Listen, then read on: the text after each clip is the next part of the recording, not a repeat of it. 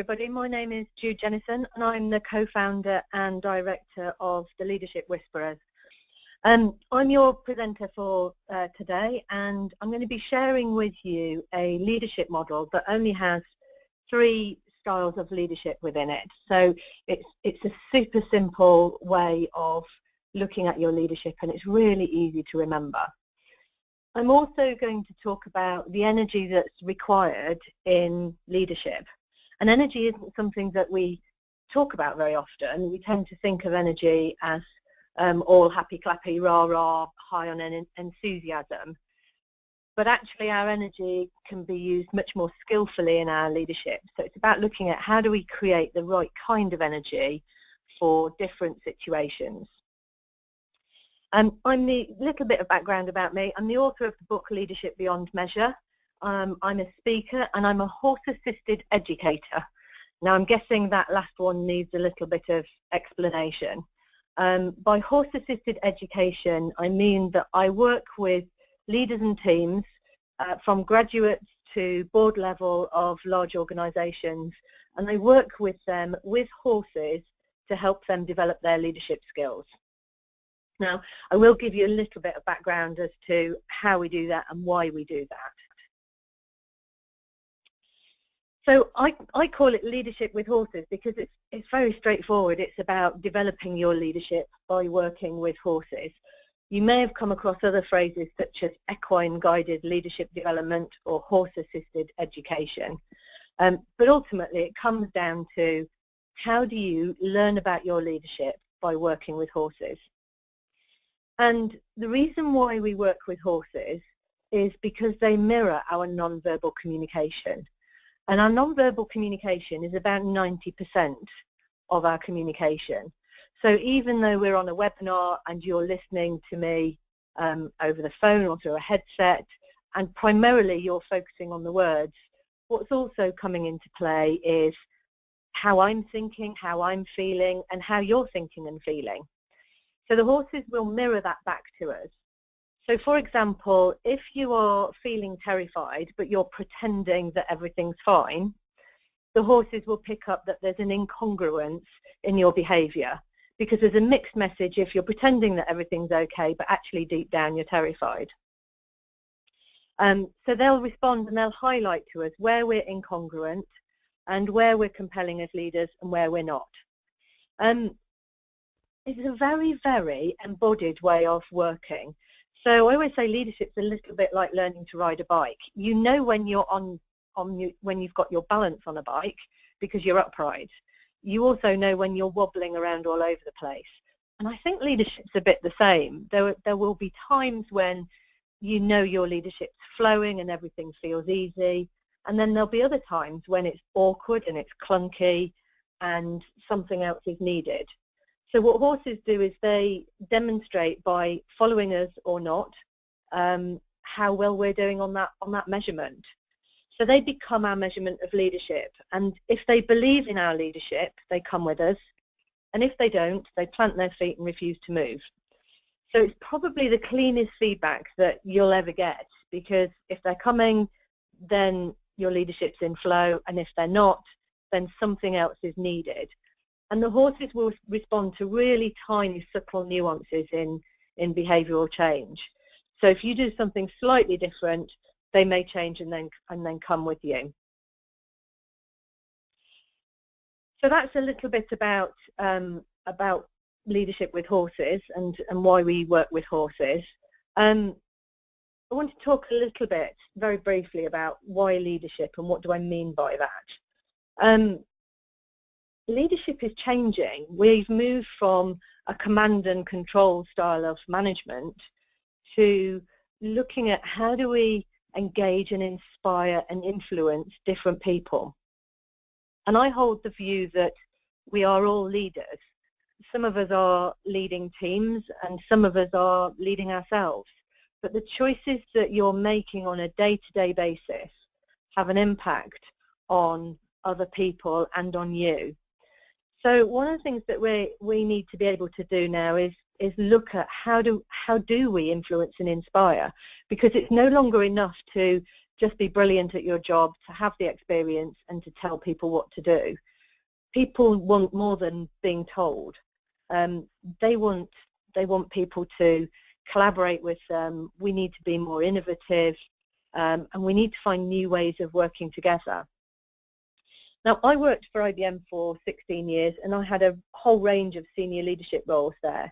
But it was only when I left and discovered horses that my leadership skills developed in earnest. And when I came across horses, I realized that I'm actually quite unskilled as a leader, because horses, by their very nature, appear to be unpredictable. They're actually far more predictable than we think, but they represent the uncertainty that we're experiencing in business today. So when we're leading horses, we're usually out of our comfort zone, we're in uncharted territory, and we need to be able to feel into and sense into what's needed now and how do I influence them and inspire them. And that's what we need to be able to do in business too. So we need to be able to raise the bar on our leadership, and we need to be able to find new ways of working with people. So I'm going to share with you a leadership model, and you'll be pleased to know it only has 3 positions. So, and you can see from the slide here what those 3 positions are, and they are leading from the front, the side, and the back. And that makes it very, very simple to remember, because there are only the 3 positions. This is a team of 3 people from a particular client that we work regularly with. These are from a large global insurance company. And what you'll notice is that this team are working with a loose horse. So this is my mare, Callie. She has completely free will. She can choose to go with this team, or she can choose to wander off and go somewhere else. But she's choosing to stay with them. Now, this model was developed by Klaus Ferdinand Hempfling, and he is a Danish guy who spent 3 years observing horses in the wild. And the reason why he did that was he wanted to understand, how do they work as a cohesive team? Horses live naturally in the wild in herds of up to about 50, and above that, when the herd grows beyond 50, they will separate out into smaller groups. Horses are the longest surviving mammal on the planet, so they've evolved over 45 to 55 million years, which is quite astonishing given the changes in environment that have happened along the way. And whereas many other species have died out, horses have continued and continue to evolve and adapt to their environment. So what he wanted to understand was, how have they done that, and how does that enable them to still be alive as a species? And in so doing, what he did was document that, and then other people picked that up and said, actually that maps back beautifully to how we work in business when we lose the command and control style of management and move towards a more cohesive, collective leadership approach. So you'll see this team of 3 are demonstrating the 3 positions beautifully, front, side and back, and I will go through each of those in more detail in a moment. But one of the things that you may notice is there's absolutely no ego at play here. These 3 people and the horse are all working together for a common goal, which is to go somewhere. They're actually walking round an obstacle course, but their common goal, they're all committed to it, they're all focused on it. And one of the things you may notice is their legs. So the person who is at the front has his front left leg bent, and so does the person at the side, and so does Callie with her front legs. So it shows how much they're completely synchronized with each other. And the chap at the back has his legs synchronized with Callie's back legs. Now, if this team of 3 people had tried to do this, it would have been a disaster, because there would have been legs going all over the place and nobody would be in sync. This isn't something that can be forced. This is something that people sense their way into. And you will know that when you force your leadership, sometimes it feels awkward and clunky, but when you allow it to flow, that's where you find the place of synchronization and harmony. And that's what we're trying to find all of the time when we're working with the horses. But also, with each other. So the first position within the three positions that I want to talk about is leading from the front, and they're in no particular order because there's no hierarchy in this model. Each of the positions has equal responsibility for leading as part of a collective and cohesive team. So it's not that anybody is being done to, it's that everybody in the herd is committing to going together. So leading from the front is typically the role of the alpha mare. So she is the most skilled female leader in the herd, and she's highly respected by the rest of the herd, and whenever she says this is the way we're going, people will follow because they trust that she will make the right decisions and they respect her judgment. So the role of the alpha mare is to set the pace. She determines which direction people are going in, and she identifies here's where we need to go and here's how we need to get there. So if you imagine that there is a pack of wild dogs who would be a predator for horses, you imagine a pack of wild dogs are coming behind a herd of horses, the lead mare will say, right, here's where we're going. And everybody will look to her for guidance and they'll follow her. So there's a great example here of one of our clients who is leading Callie from the front. So again, no head collar, but she's got her attention and she's created respect with her so that Callie has decided that she's worth following as a leader. So the kinds of people that would lead from the front would be obviously people like your CEO, managing directors, but also at other parts of the organisation, every single one of you at times will lead from the front. So it might be that you're running a project, that you're taking the lead in a meeting, chairing a meeting. Right now, for example, I'm leading from the front because I'm presenting and I've got the slides, and I'm leading you through this webinar. So those are examples of leading from the front, and it requires huge trust in the team behind you to follow, because if you're leading from the front and you keep turning around and poking and meddling, what you do is you break up the momentum. So in order to build that momentum, you need to trust that your team respect you enough, and you need to build that respect so that they come with you when you're clear about where you're going. Next position I want to talk about is leading from behind.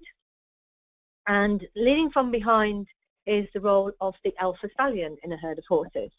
And his role will be to put himself between the danger and the rest of the herd. So he will be right behind everybody else, and he will have the ability to see everything. So whereas the lead mare, when she's leading from the front, has no idea what's going on behind her, the alpha stallion sees everything.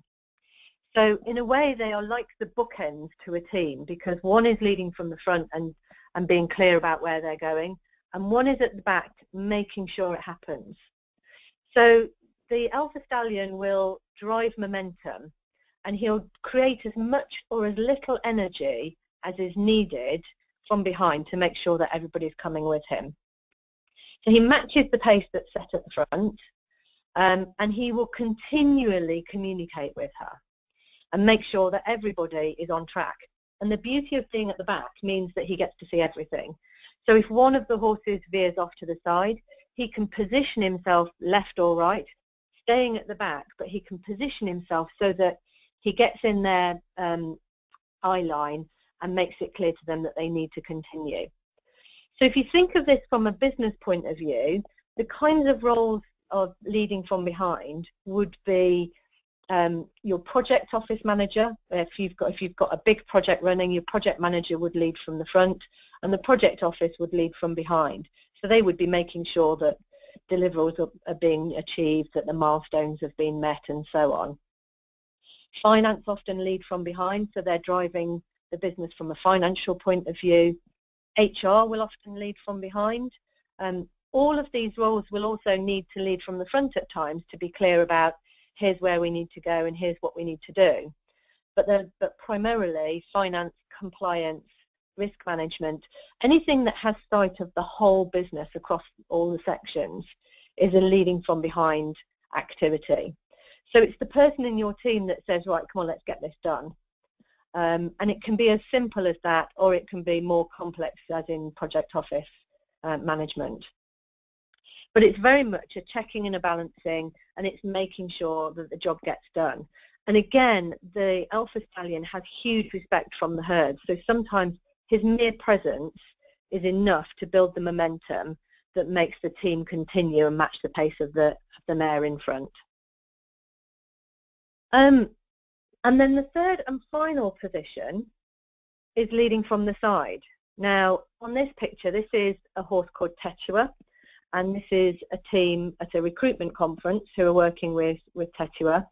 And what I've cut off this picture is the person that's leading from the front and the person that's leading from the back, but they were in place as well. So this is a team who are leading from the side, and they are creating an environment where the horse wants to be with them. You'll notice the lead rope is very slack, so there's no force. They're not making this horse come with them. He's choosing to be with them, and he's very engaged with the person who's leading him from the front. Now, lots of people will say to us, "Oh, I lead in the middle. I'm not really a leader. I just get on and I just stick my head down and do my job." In a herd of horses, every single one of them takes full responsibility for being part of the collective and leading as a whole. So it's not enough for each horse just to follow the leader in front. What they do is they work as a team to make sure that everybody's coming with them. So one of the things that often happens with human teams is people will say, it's all Jude's fault, everybody else is doing their job properly, but Jude's just not doing what she needs to do. So we'll point the finger, we'll blame, we'll judge, we'll criticise other people.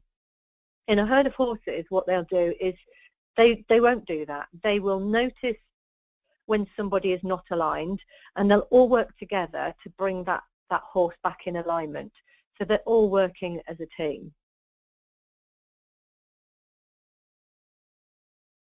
And again, there's huge trust and respect, and it's a theme that runs through the whole of the leadership model, is how they build that trust and respect, because without that, they would all go off. There'd be 50 different opinions about what to do. And so one of the things that's really important when leading from the side is about respecting the direction that has been set up front. So when goals and objectives have been set and the lead mare says, here's where we're going, it's really important to follow that and to trust it. So those are the three positions that I've talked about. I also want to talk about how we use our energy in leadership. And this is a horse called Archie, and I am the one hanging on to the lead rope. And what you probably can't see is this is where I'm doing a live demo. It's the first ever live demo I did for 100 people. And I'd never worked with him before. I'd never met him before. And his default is cheeky play. And I was running a little bit of pre-performance nerves because I was about to do a demo in front of 100 people, having never done it before. And what you can't see is I had a microphone headset that was on my head. And Archie decided that pre-performance nerves wasn't good enough in my leadership. So he decided to pull the mic off my head and start chewing it. So one bit of it is attached to my head, which is why my head is bent, and the other bit is in his mouth. So this is a great example of a small amount of pre-performance nerves having an impact, and Archie taking advantage. So it created great amusement for the audience, but what it required me to do was to really raise my game and step up. So often I say to clients, what's the impact? What's your impact when you turn up? And often people don't know because it's not something that they've ever really considered before. But actually our impact is, it's there in everything we do. So the minute you turn up at a meeting, you're having an impact. If you do a presentation, you have an impact. If you're in a conversation, there's an impact that you're having, and your energy is a big part of that.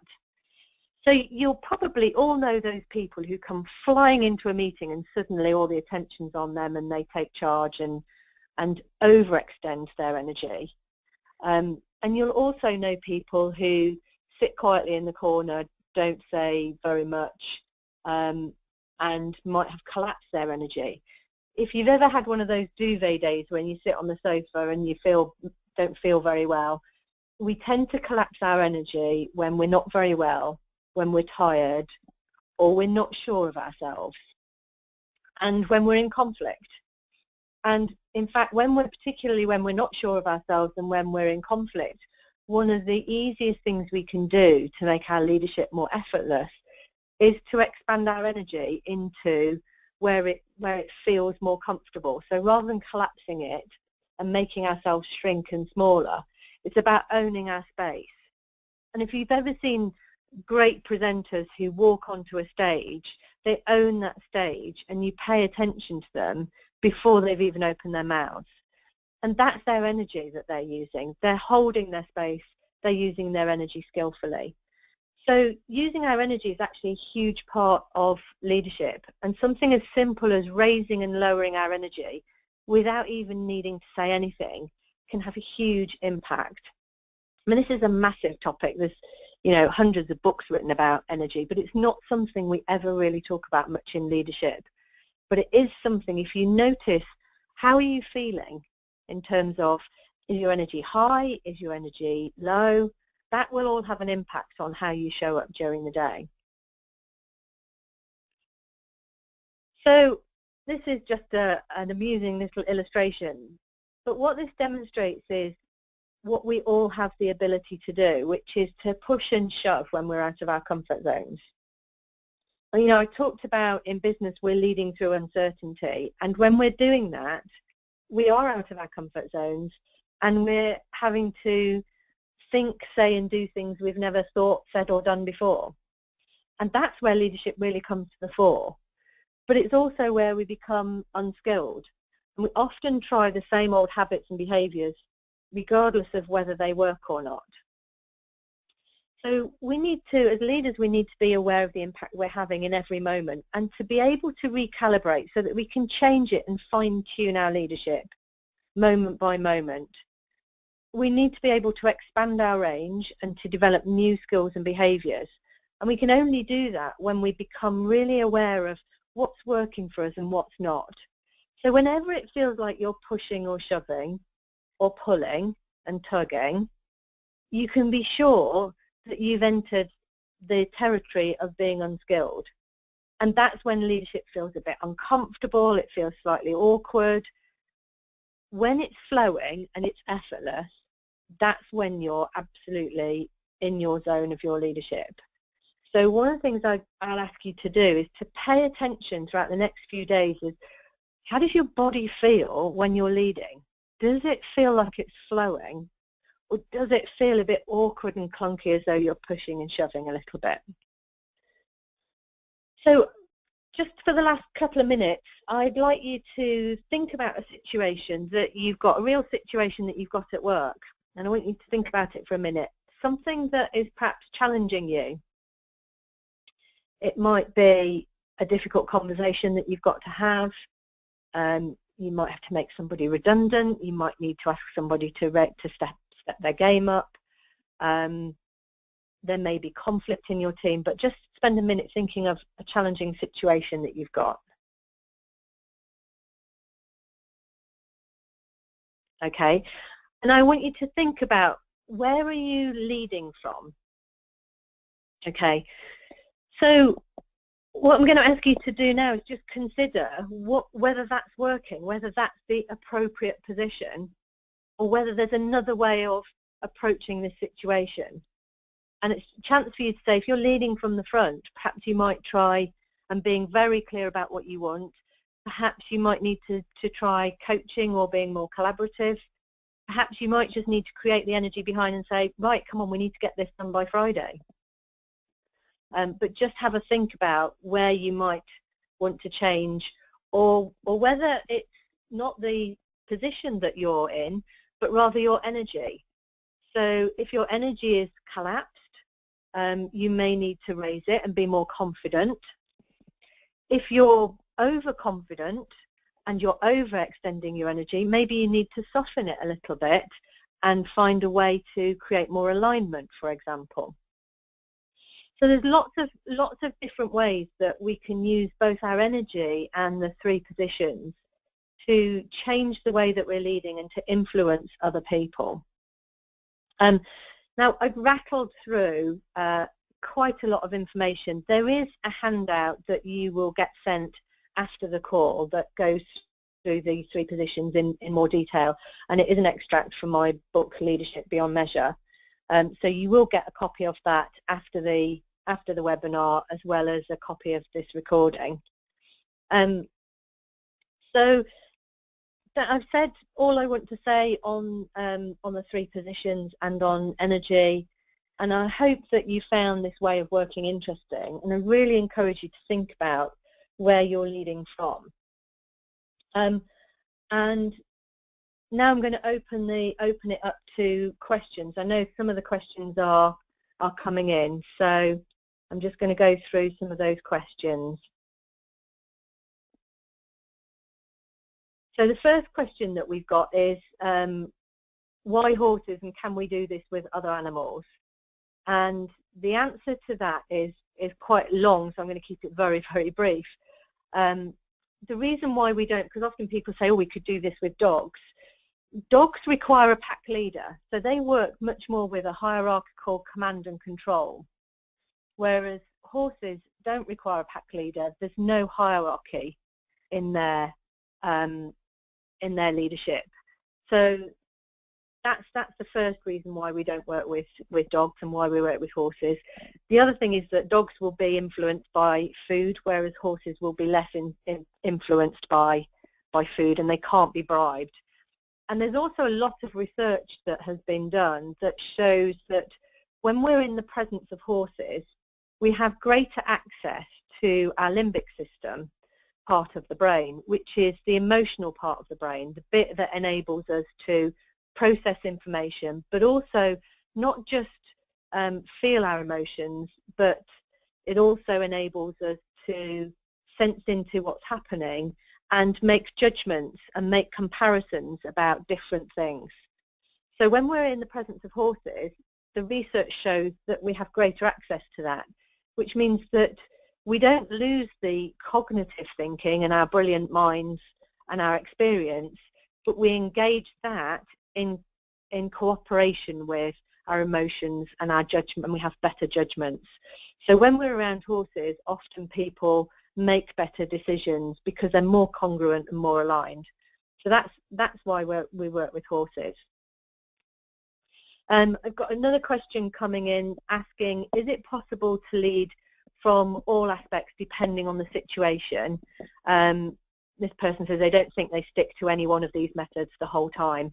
And the answer is absolutely. Where one of the big differences between us and horses is that horses will stick with the same role, and as people and human beings, we don't. So, and we can change even within a couple of sentences from one position to the next.